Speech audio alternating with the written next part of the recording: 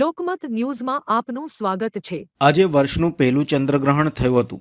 હોળી અને ધૂળેટી પર્વની ઝાકમઝોળ વચ્ચે આજે મંગળવારે સિંહ રાશિ અને પૂર્વા ફાલ્ગુની નક્ષત્રમાં ખગ્રાસ ચંદ્રગ્રહણ થયું હતું। હિન્દુ શાસ્ત્રો, પંચાંગ અને વૈજ્ઞાનિક રીતે ભારે મહાત્મ્ય ધરાવતું ચંદ્રગ્રહણ ભારત દેશમાં દેખાવાનું હોય શહેરીજનોમાં ભારે કુતૂહલ જોવા મળ્યો હતો। આ ગ્રહણ પૂર્વ એશિયા, પેસિફિક, અમેરિકા અને ભારતમાંથી દેખાશે। જ્યોતિષીઓના મત મુજબ બપોરના 2:14 વાગે ગ્રહણ સ્પર્શ થશે, બપોરે 3:19 વાગે ગ્રહણ મધ્ય અને 5:47 વાગે ગ્રહણ મોક્ષ થશે। ગ્રહણ ભારતમાં દેખાવાનું હોય વેદ સૂતક પાળવાનું રહેશે। સવારે 6:20 વાગ્યાથી સૂતક કાળ શરૂ થયો હતો અને સાંજે 6:45 વાગ્યા સુધી સૂતક કાળ પૂરો થશે। સૂતક કાળ વેળાએ પૂજાપાઠ સહિતના શુભ કાર્યો વર્જિત ગણવામાં આવે છે।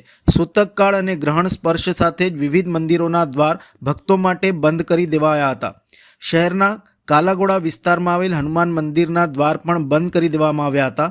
મંદિરના પૂજારી રિંકુભાઈ દ્વારા વિસ્તૃત માહિતી પણ આપવામાં આવી હતી। તેમણે જણાવ્યું હતું કે ગ્રહણ વેળાએ નવગ્રહ મંત્ર જાપ, ધાર્મિક ગ્રંથનું પઠન ફળદાયી નીવડે છે। વધુમાં બુધવારે વહેલી સવારે આરતી સાથે ફરી દર્શન કાર્ય શરૂ થશે।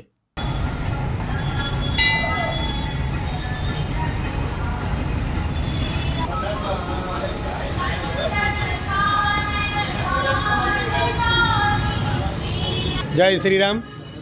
આજે આપણે વડોદરા ખાતે આવેલું પંચમુખી હનુમાન મંદિર દેવસ્થાન ટ્રસ્ટ સંચાલિત કાલાઘોડાના બાજુમાં આવેલું જાગૃત એવું દાદા દક્ષિણમુખી પંચમુખી હનુમાનજી દાદાના મંદિર આજે વિશેષ તમે જોઈ રહ્યા છો કે સવારે સૂર્ય ઉદય જ્યારે થયો ત્યારથી જ વેદ લાગેલા છે।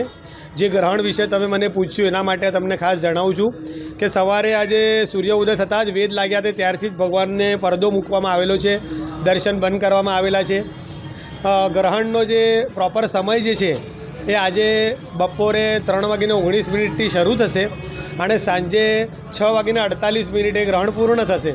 એટલે બધા ભક્તોને આજે ખાસ કરીને 3 થી 7 દરમિયાનનો સમય ખાસ સાચવવાનો છે, જેના દરમિયાન વિશેષ કરીને આનામાં ગ્રહણમાં એવું હોય છે કે ભગવાનને આ ગ્રહણની પીડા થતી હોય છે અને પીડા એમને ઓછી થાય એના માટે જેટલું પણ નામસ્મરણ આપણે ભગવાનનું કરીએ જેટલા ભક્તો, અને એ નામસ્મરણમાં જે ભગવાનને તમે માનતા હશો, માતાજીને માનતા હશો, ગણપતિ દાદાને માનતા હશો, હનુમાનજીને માનતા હશો, તો એમનું સ્મરણ ગમે તે ભગવાન જેને તમે માનતા હશો એનું સ્મરણ કરવાથી ભગવાનને એની પીડા ઓછી થાય છે ગ્રહણની। તો આજે આ ગ્રહણ કેટલા વર્ષ બાદ આવ્યું છે એ અંદાજિત બધા લોકોના કહેવા પ્રમાણે આજે 100 વર્ષ પછી આ ગ્રહણ આવું રીતે ચંદ્રગ્રહણ આવેલું છે। અને એનામાં ખાસ કરીને બધા ભક્તો અમને બ્રાહ્મણોને પૂછે છે કે મહારાજ આનામાં કેવું સાચવવાનું હોય છે।